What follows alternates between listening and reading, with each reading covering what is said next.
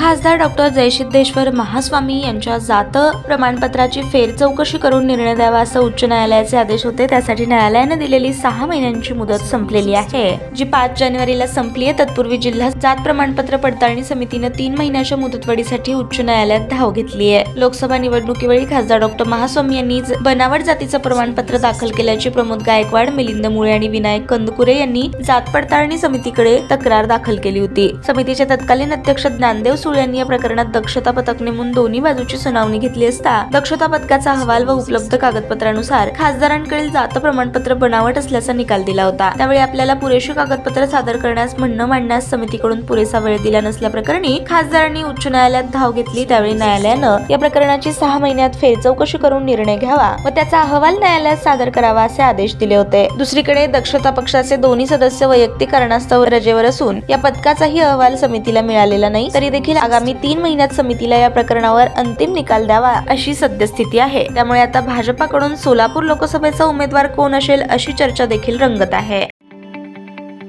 ताज्या बातम्या पाहण्यासाठी प्राईम महाराष्ट्र न्यूज चॅनलला सबस्क्राईब करा।